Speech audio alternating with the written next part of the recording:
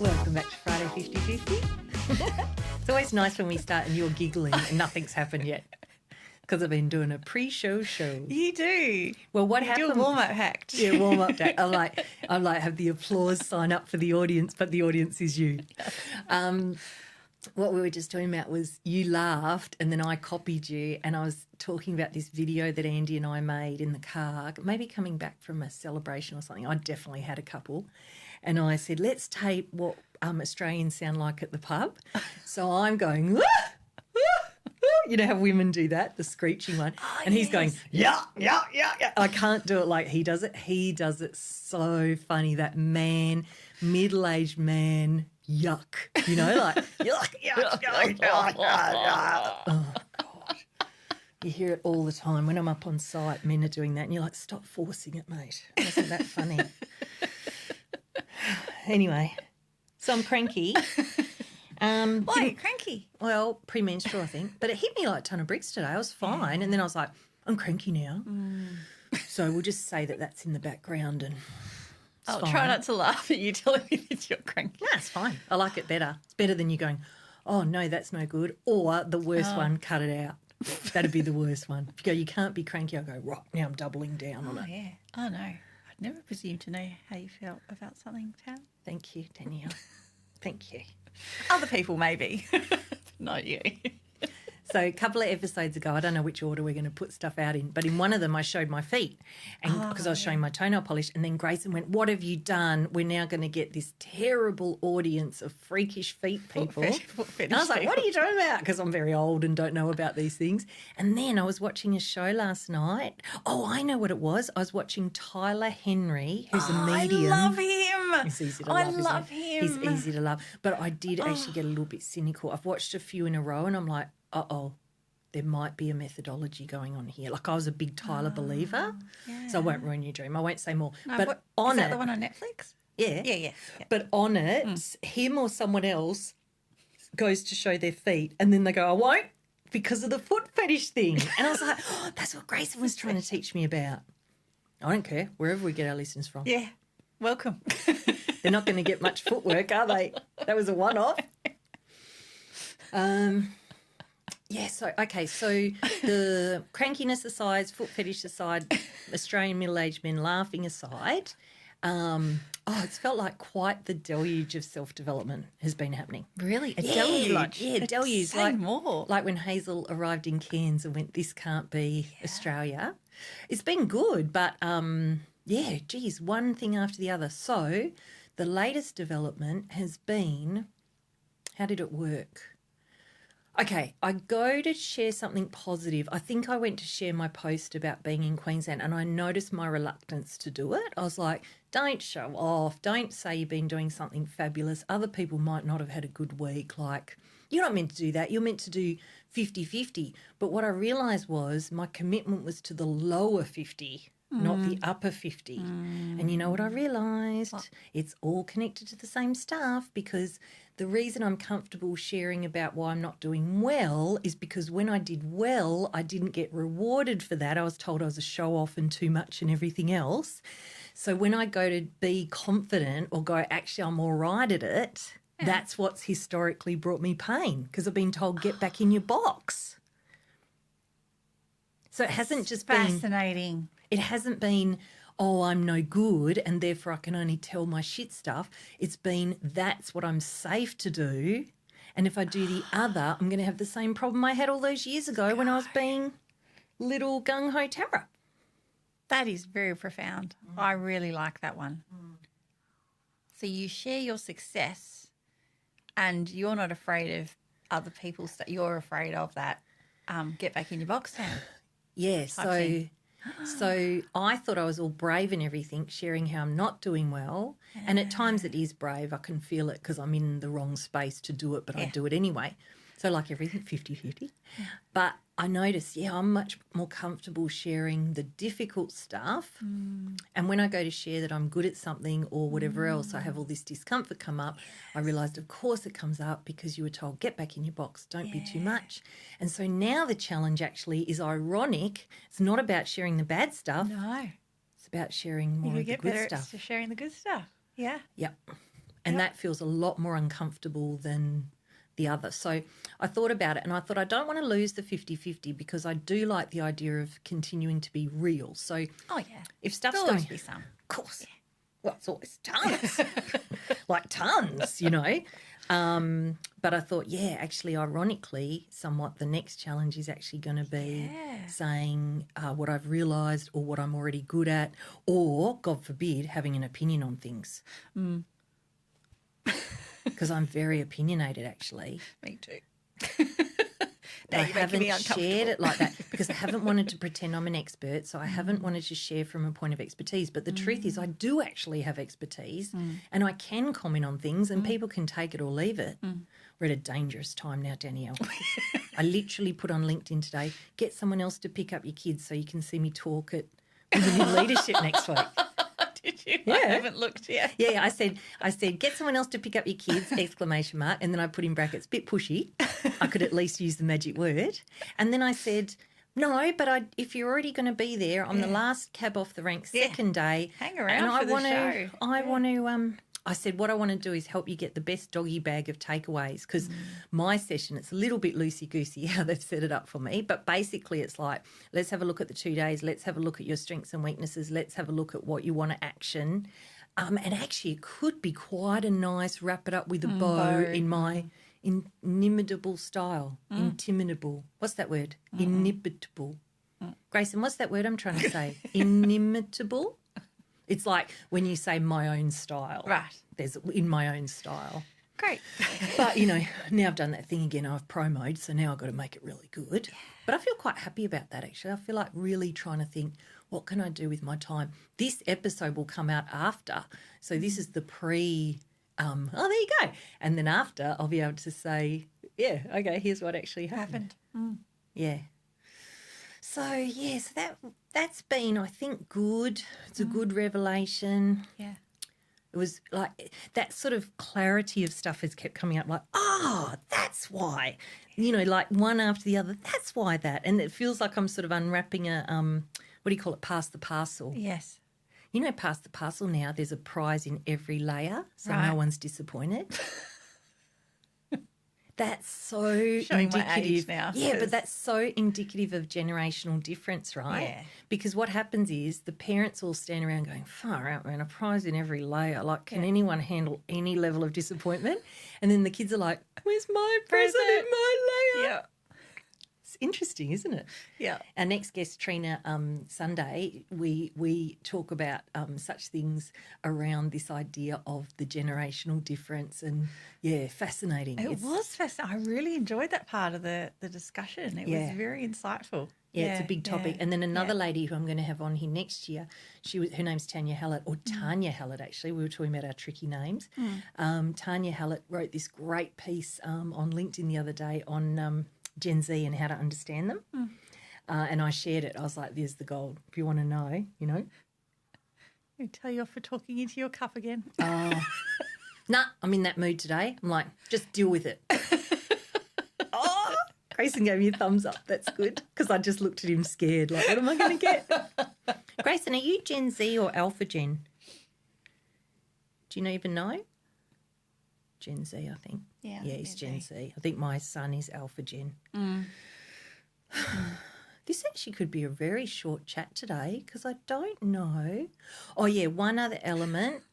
I'm looking at my notes. One other element I realised as a part of that story, not wanting to self-promote, is I realised why I was getting everyone on here and really making sure both they felt good but also that their stuff was promoted because I was trying to make up for the experience I didn't have. So I was like, I'll give it to other people.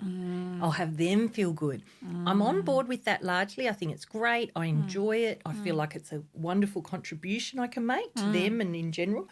But my fave branding lady, Carly Lyon, who I mentioned on the first episode, she put up, as usual, a useful post yesterday and someone was scared of doing something new and she said, well, if you fast forward 5 years, would you like to be as you are now?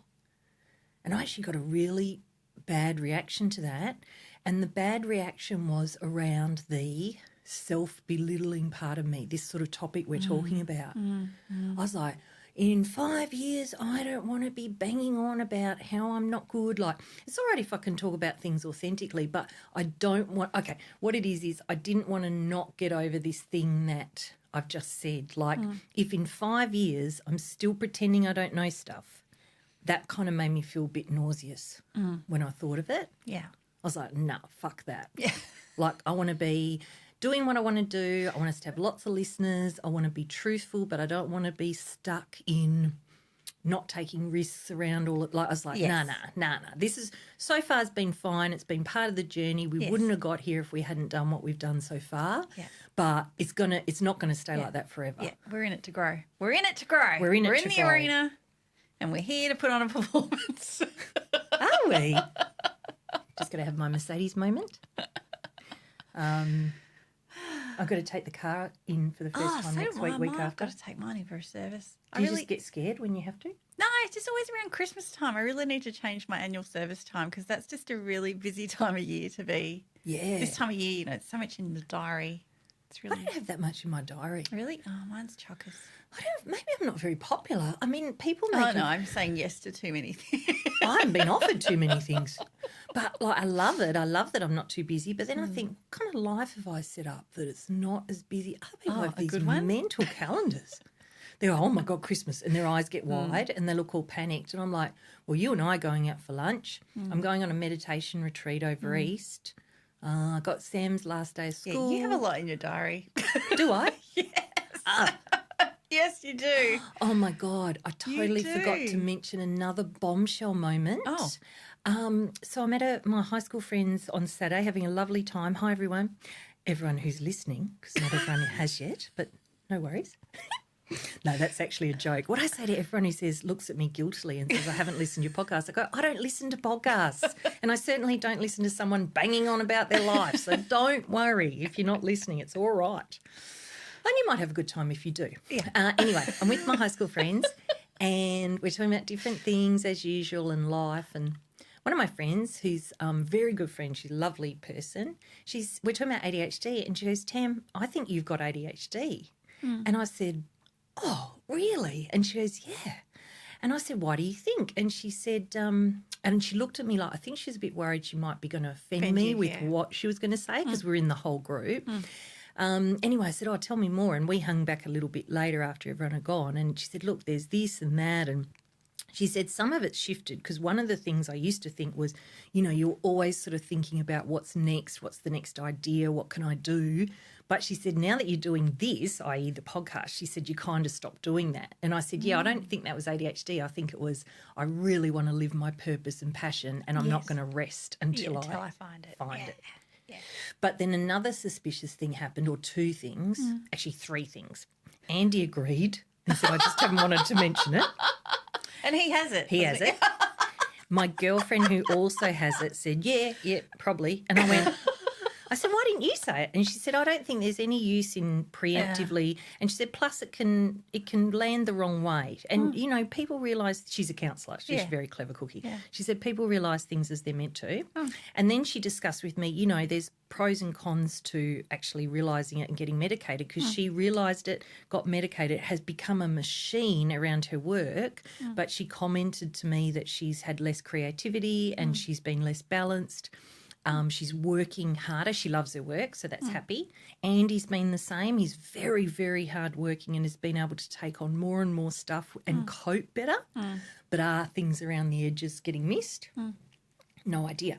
Then after those guys said, yeah, you probably got it, then we watched this funny video. There's an expert ADHD guy online. He's got millions of followers. I can't remember his name. And he said 10 clues that you're ADHD. And Andy and I watched it together and we turned to one another and both said, probably 8 for me. Probably 8. And I was like, oh, wow. Oh, interesting. But the main thing that I realised in all the different things is, this is a weird one, so people might not understand it. So you said I've got a lot in my calendar, and I do. You always have a lot in your calendar. Yeah. And it floats around in my head. It's somewhat in my calendar, somewhat in my head. As I'm perimenopausal, the head is less reliable, so I'm starting to drop balls. It's risky business.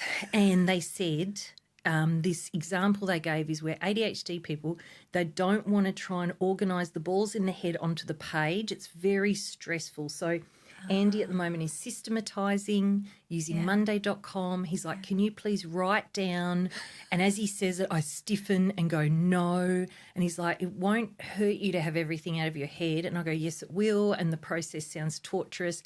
And it's almost like I'm going like this. If you're not watching on YouTube, I'm pretending to juggle lots of balls.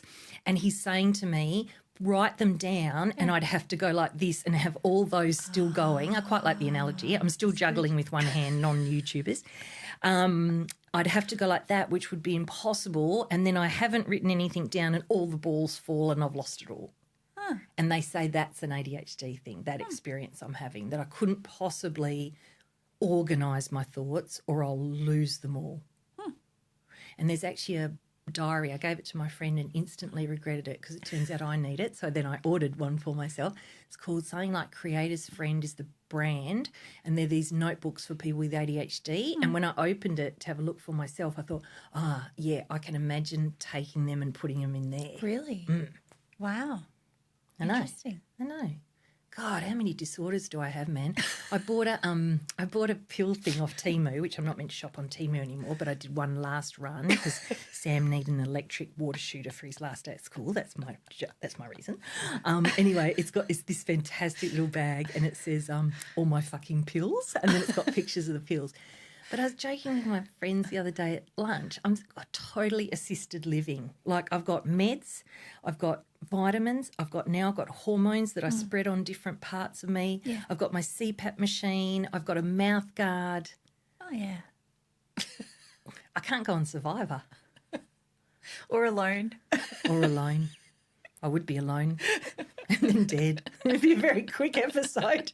Just me screaming and then going into a fetal position and then slowly passing away.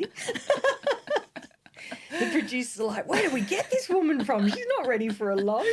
Oh, dear. Oh, dear. Okay. Why do you feel, your reaction, do you feel concerned or? Oh, no. No, I have other friends that have medicated autistic lifestyle and ADHD, and I just see everybody for who they are, really.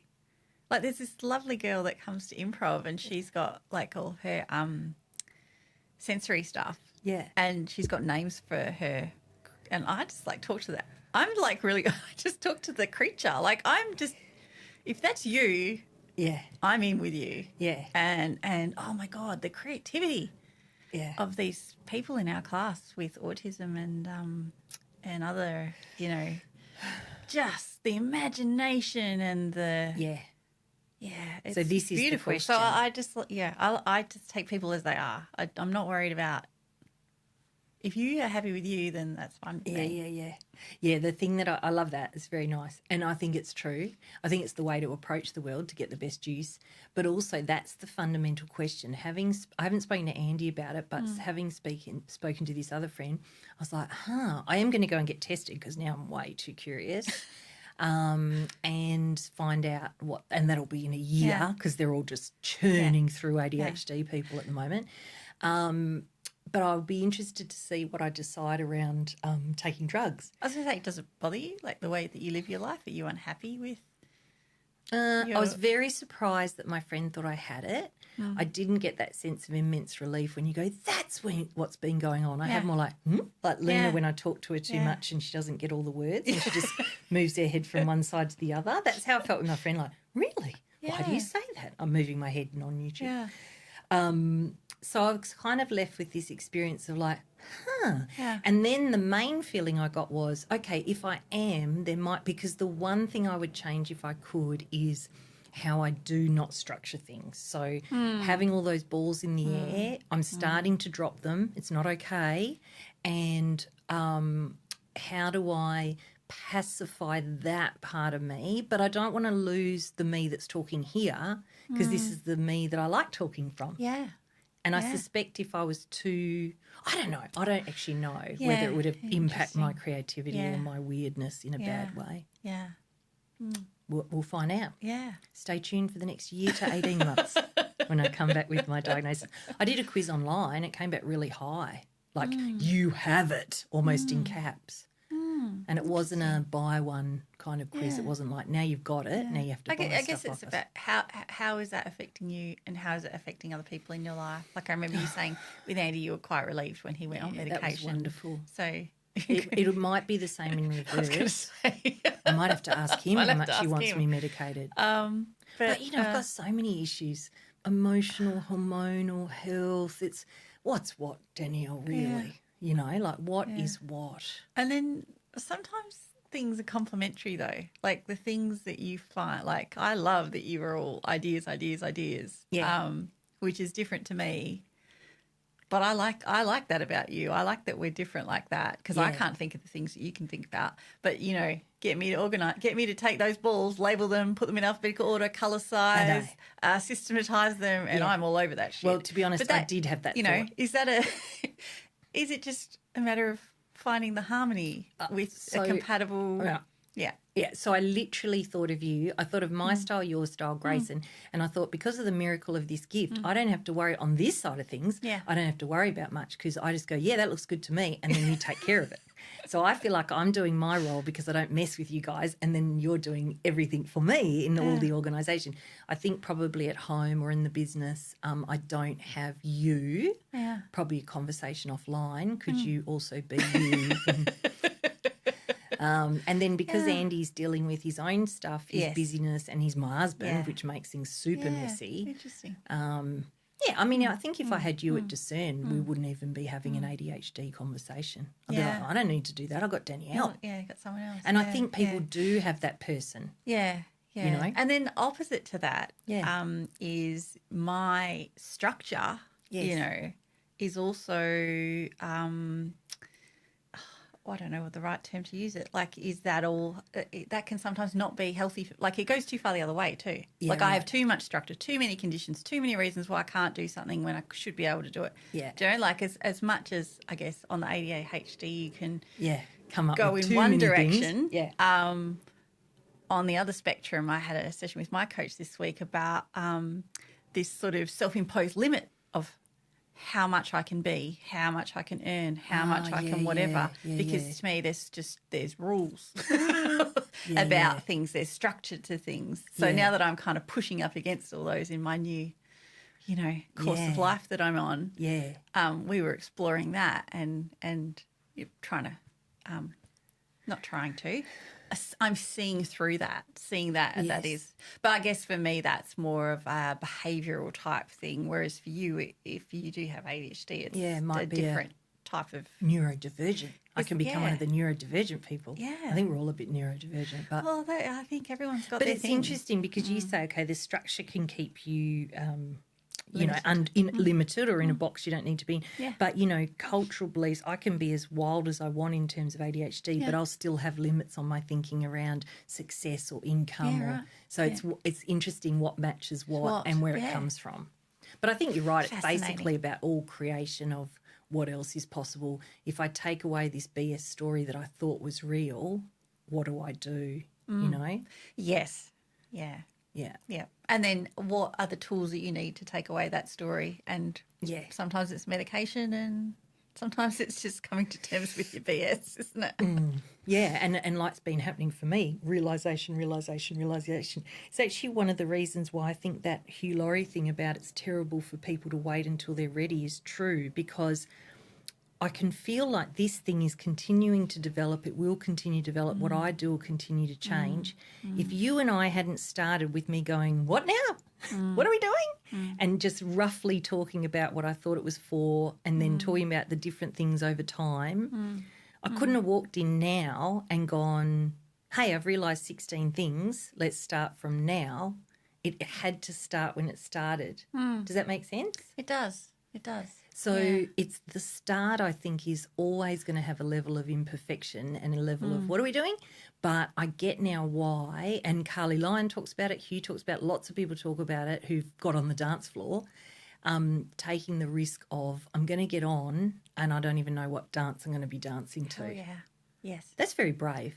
So brave. But it's Love it. But it's the key. It's the key. So anyone listening who's like, I want to try something new, but I don't know what I'm doing.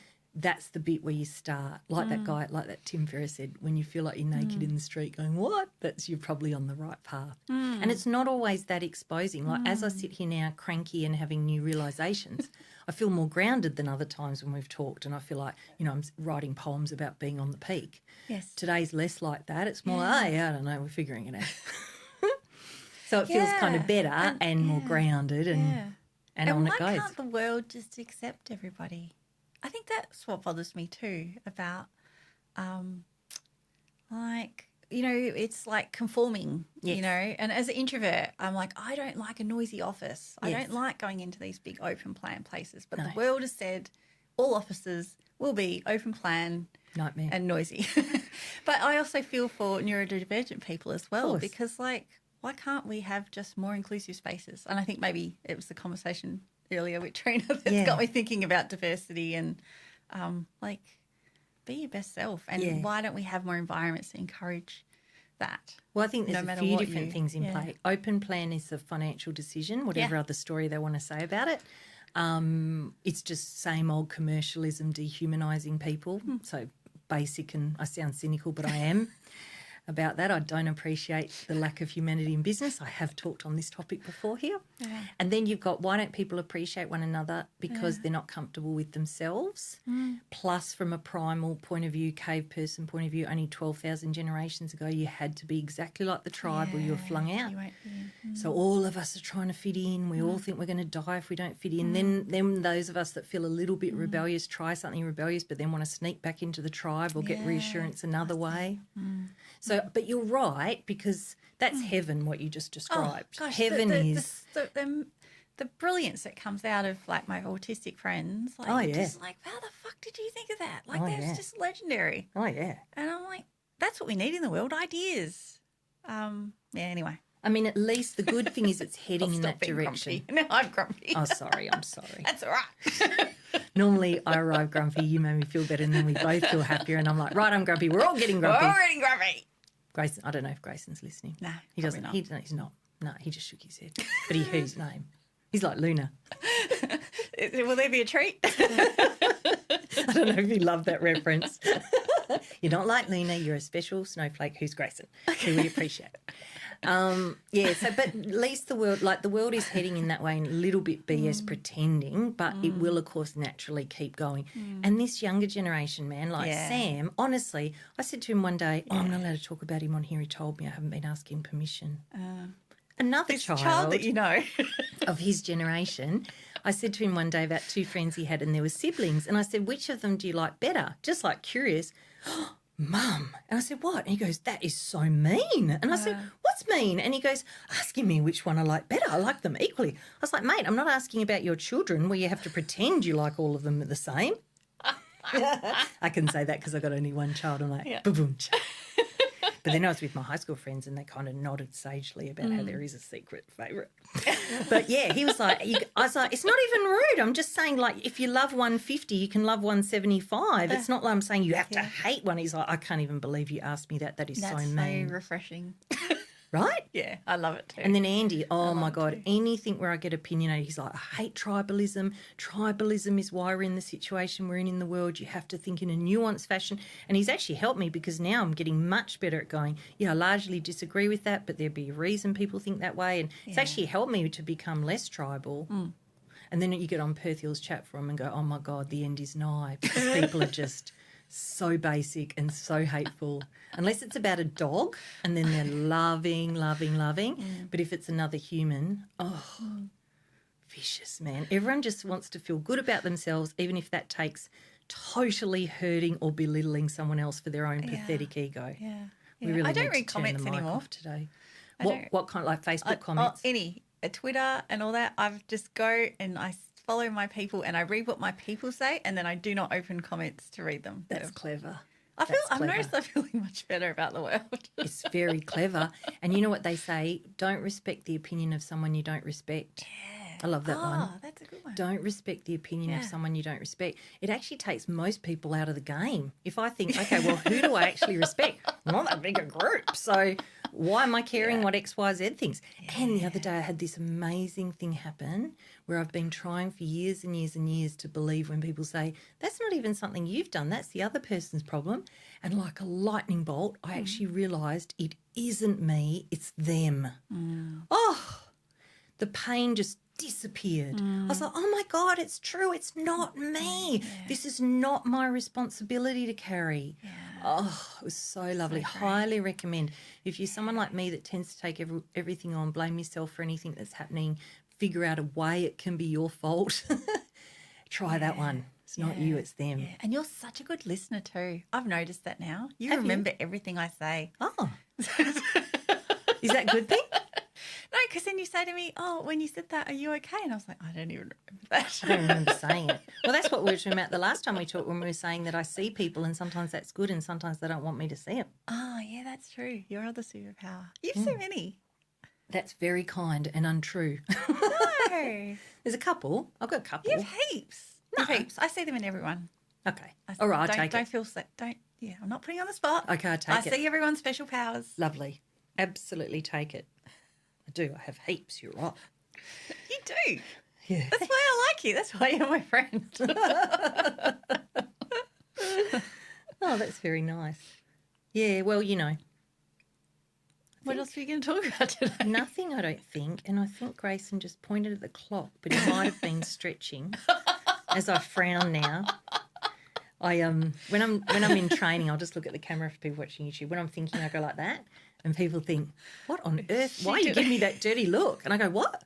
I go, "Oh, sorry, I was just thinking." And that's what I did. I looked at the clock like that. Oh, yes. Bring the eyebrows together. This is why I can never get Botox.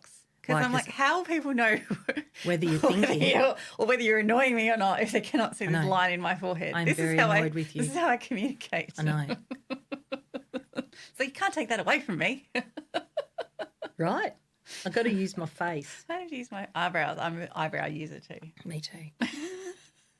When someone unmentionable who I didn't get permission to talk about, when he was a tiny baby, he looked up at me and raised an eyebrow and I went, "Oh my God, that's genetic." Yes, I thought you're I'd trained myself mine. to do it. No, it was genetic.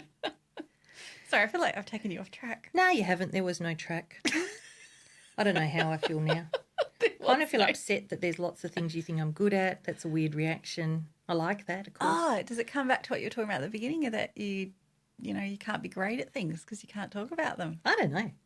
I mean, there's certainly some things I think I'm pretty good at. But yeah, no, I'm all over the shop today. And now, Woohoo! we might have to even edit the end of me going like totally off the boil. Oh, no. I just want to keep it.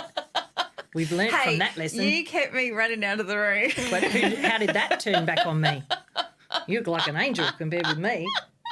But, you know, we're here to live and learn, aren't we? Teachable moments.